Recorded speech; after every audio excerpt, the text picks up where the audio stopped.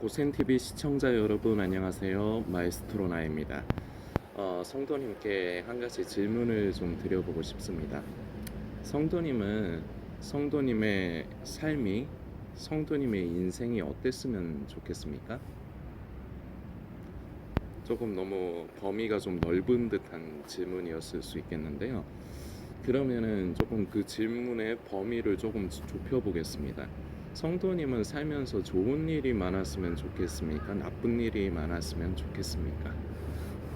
이렇게 질문하는 제가 참 한심스러운 것 같습니다. 사람이면 누구나가 다 삶을 살아가는 가운데 있어서 좋은 일이 많기를 원하죠.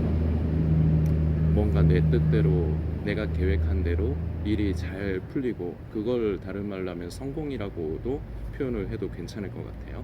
그래서 인생에서 성공하고 어려운 일, 슬픈 일, 고통스러운 일이 나에게 안 생겼으면 좋겠습니다. 그런데 사람들을 보면요, 먼저 세상의 사람들을 한번 좀 봅시다.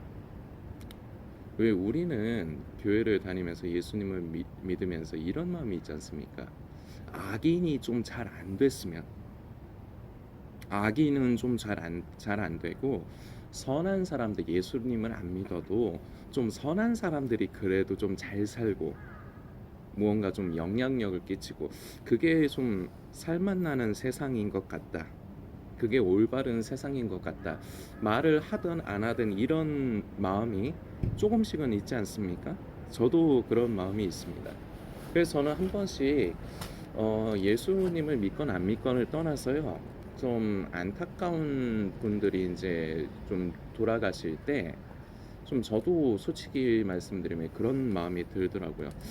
아, 저런 사람은 좀 더 살아도 되는데 아깝다. 아, 뒤져야 될 놈들 많은데 왜 그런 놈들은 안 뒤지고 저런 사람들이 빨리 죽는 걸까? 참 안타깝다. 이제 저는 이제 그런 식으로 생각을 할 때가 있습니다.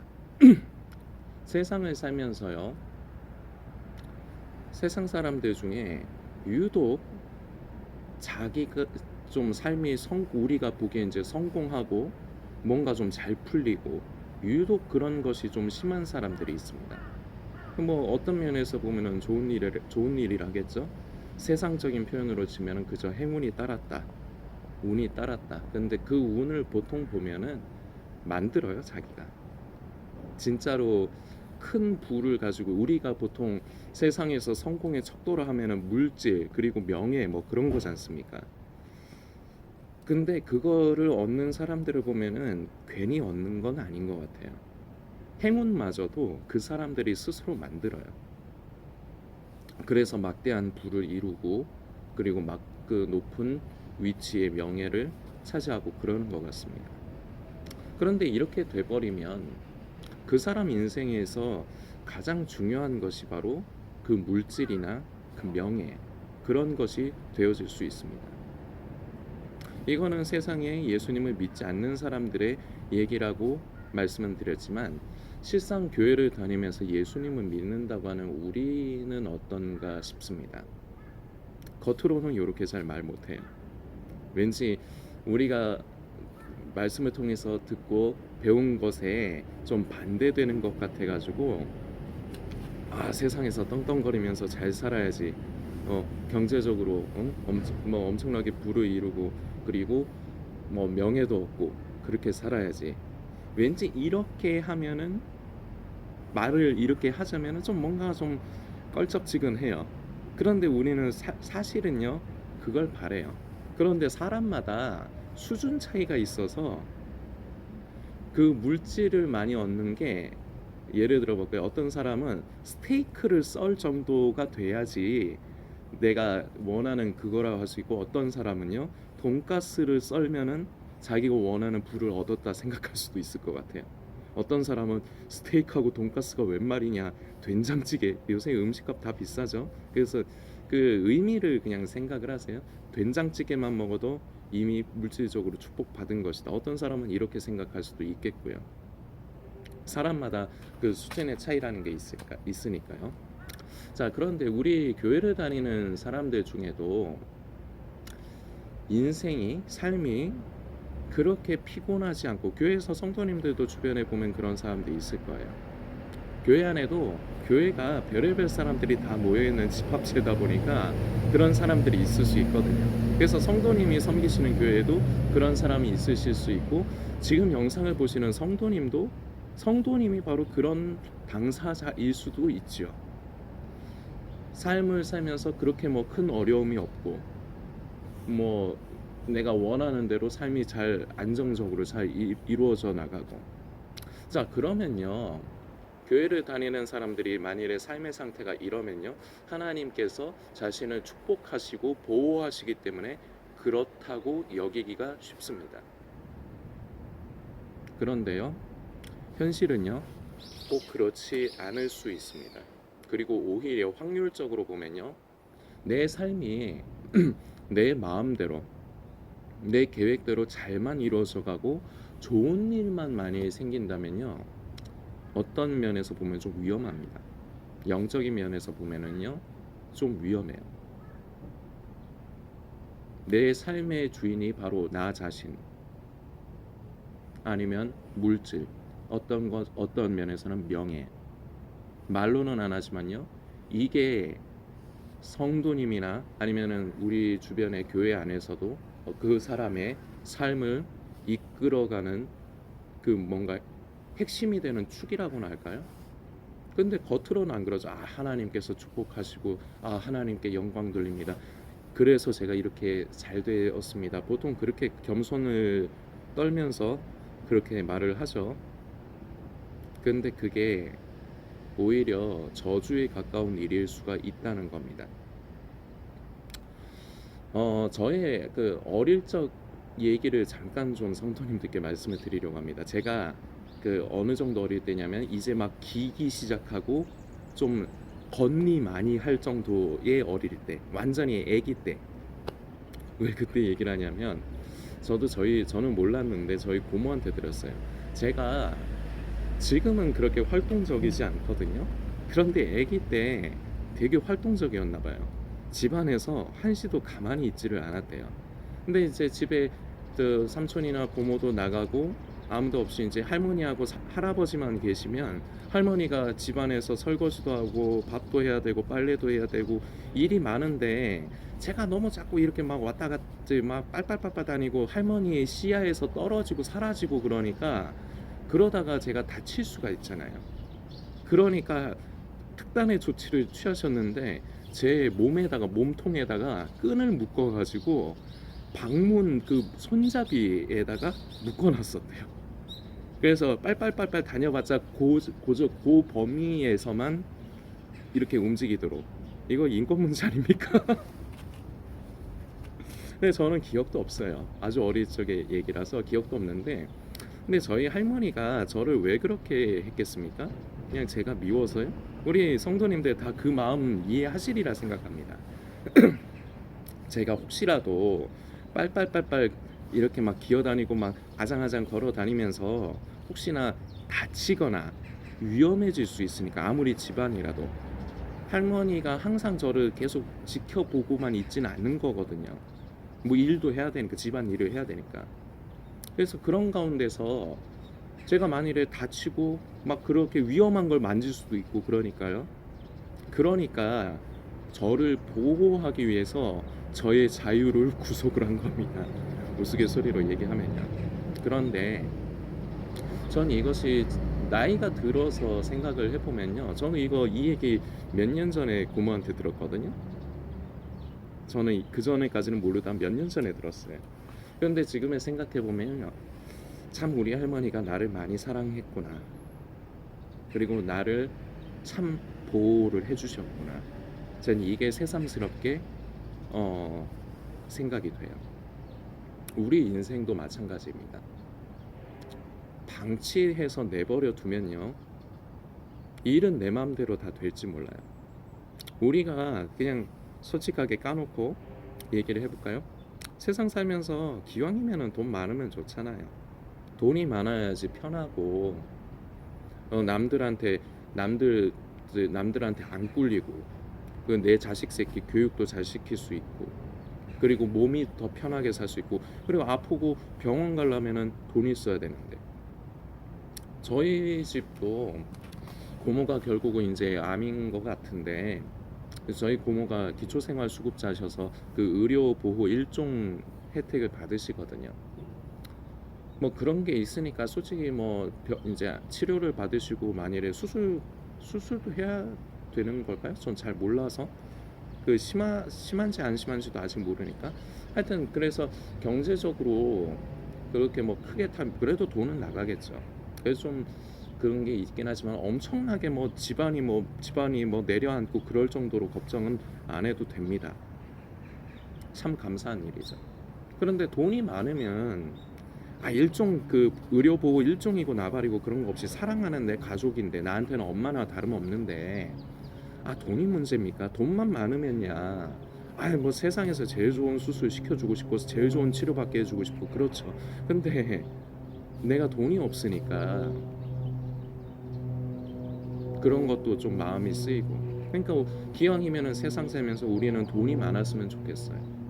그리고 어려운 일이 없었으면 좋겠어요. 그래서 우리는 어려움을 자꾸 피해 가려고 해요. 그래서 내 인생을 내 마음대로 아무런 브레이크 없이 내 마음대로 살아간다면 그냥 내가 느끼기에는 내 인생이 좋을지 몰라요. 만족스러울지 몰라요.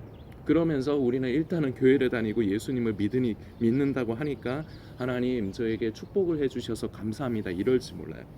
그런데요, 그게 방치된 것일 수 있습니다. 그래서 제가 아까 전에 저주에 가까운 일일 수도 있다고 말씀을 드리는 겁니다. 요나서를 보면요, 우리 성도님들 다 잘 아시는 내용입니다. 하나님은 이제 요나에게 니느웨로 가라고 이제 니느웨에 가서 회개의 메시지를 전하라는 게 이제 아버지의 마음 뜻입니다. 우리 성도님들 다 잘 아시는 내용입니다. 그런데 요나는 그게 싫어요. 요나는 그게 마음에 안 들어요. 그래서 자기 마음대로 결정을 해서 하나님의 낯을 피하려고 도망을 합니다. 근데 그때 어떤 일이 있었느냐? 마침 다시스로 가는 배가 있었습니다. 이걸 잘 묵상해야 돼요. 자, 내가 만일에 요나라면요, 성도님이 요나라고 생각을 해보세요. 내가 그 일을 하기가 싫어. 그래서 이렇게 방향을 틀었는데 얼씨구나? 마침 또 완전 럭키인데? 마침 또 보니까 다시스로 가는 배가 있네? 하나님의 낯을 피해서 가야지. 내 마음대로 되고 있다라고 생각이 되지 않겠습니까? 근데 이게 위험한 거죠. 이게 위험한 거예요. 내 마음대로 되는 게 어떻게 보면은 하나님께서, 물론 이제 우리는 성경 내용을 다 알고 있습니다. 그런데 그 순간의 부분만을 말한 겁니다. 일단은 요나가 원하는 대로 된 거예요. 니느웨가 아닌 다시스로 가는 배가 있었으니까. 요나 입장에서는 자기가 원하는 대로 된 겁니다. 그런데 우리는 성경을 통한 내용을 알고 있습니다. 하나님이 뭐 배 타고 떠나면은 거기에는 하나님이 안 계십니까? 결국은 광풍이 일어나고 완전 바다가 요동치고 난리가 나서 결국은 거기서 요나가 그 바다에 빠지고, 그래서 큰 물고기에게 먹혀서 3일 동안 그 안에서 쇠가 빠지게 고생하고 그러지 않습니까? 모세도 마찬가지입니다. 모세가요, 장성에서 자기 민족이 나쁜 처우를 받고 처맞는 걸 보고 속에서 화딱지가 나서요, 그 애굽 사람을 때려 죽이죠. 여기까지는 어떻게 보면 자기 마음대로 한 거예요. 자기 뜻대로 한 거예요. 그런데 다음날 되니까 오히려 자기가 보호해주고 자기가 형제라고 생각했던 같은 민족의 사람들이 자기를 나무라고 자기를 협박하는 듯한 말을 해요. 그런데 어쨌거나 때려 죽일 때까지는 자기 마음대로 한 겁니다. 믿음의 조상이라고 하는 아브라함도 그렇습니다. 아브라함은 하나님의 말씀에 따라서 그동안 자기가 믿지도 않았던 하나님, 섬기지도 않았던 하나님인데, 참 그런 면이 참 아브라함이 하나님께서 그런 기질을 있는 걸 아시기 때문에 이제 쓰셨다, 저는 그렇게 생각이 되는데, 그 말씀을 따라서 자기 본토 친척 아비 집을 떠나서 결국은 하나님께서 말씀하신 그 가나안 땅, 그에서 그 안에 세겜 땅에 이르렀습니다. 근데 잘했어요. 그런데 문제가 있습니다. 그 땅에 전례 없는 기근이 흉년이 들었어요. 그래서 하나님의 뜻을 구하지 않고요. 조건 반사적으로 그냥 남쪽으로 내려갑니다. 그래서 남쪽으로 흘러가다가 어디로 가느냐? 애굽으로 흘러가요. 처음에는 자기 뜻대로 하는 것 같습니다. 그런데요, 우리 하나님은 우리를 사랑하시기 때문에 결코 방치하지 않으세요. 그런 어려움을 통해서 브레이크를 걸어주십니다. 그런데요, 이게 하나님의 사랑이고 긍휼입니다. 제가 아기 때 저를 방치하지 않고 끈을 묶어서 손잡이에 묶어둔 우리 할머니, 어떻게 보면은 제 자유가 박탈당한 거지만요, 그게 저에게 다치지 않도록 브레이크를 걸어준 거예요. 결국은 저를 위한 우리 할머니의 사랑이었죠. 우리 인생 마찬가지입니다. 잘 되면 좋죠. 내 마음대로만 되어져 가면 좋죠. 그러면서 하나님께 영광 돌립니다. 하나님 축복해 주시면서 감사합니다. 얼마나 보기 좋습니까? 그런데 그게 오히려 저주일 수도 있다. 내가 하나님의 뜻이 아닌 내 뜻을 쫓았을 때 오히려 잘 될 수가 있어요. 그런데 하나님께서 정말 사랑하시는 사람은 하나님이 반드시 브레이크를 걸어줍니다. 요나처럼, 모세처럼, 아브라함처럼. 우리 성도님들 성경의 내용을 다 아시리라 생각합니다. 그래서 선택한 결과가 어떻게 됐는지 다들 아시리라 생각합니다. 결국 이렇게 브레이크를 걸어주세요. 크게 잘못되기 전에. 그런데요, 크게 잘못되기 전에 브레이크를 걸어주시지 않은 사람이 있습니다. 예수님의 제자 중에 한 사람이었던 가룟 유다입니다. 기회는 있었어요. 기회는 있었으나 결국은 마지막에 예수님을 팔 결심을 꺾지 않고요. 예수님을 팔러 가는데 브레이크가 없었어요. 그게 방치된 상태입니다. 이것은 그리스도인에게 있어서는 저주입니다. 우리는 삶을 살면서 내 마음대로 좀 편하게 살고 싶고 좀 넉넉했으면 좋겠고 어려운 일이 없었으면 좋겠습니다. 반대로 나에게 어려운 일이 있고 그러면요 참 괴롭습니다. 내가 물질이 없고 가난하면요 괴롭습니다. 그런데 그것이 바로 우리를 사랑하시기 때문에 하나님께서 거시는 마지막 브레이크일 수 있다는 것입니다. 성도님의 삶을 한번 점검을 해보셨으면 좋겠습니다. 삶이 지금 잘 되고 있습니까? 조심하십시오. 삶이 너무 어렵고 고달프십니까? 그게 하나님의 오히려 하나님의 긍휼이자 죽음으로 가는 길을 막는 브레이크일 수 있다는 사실을 성도님들께서 이 시간 다시금 되새겨 주시면 감사하겠습니다. 성도님들께서 더 많이 묵상해 주시길 부탁드리겠습니다.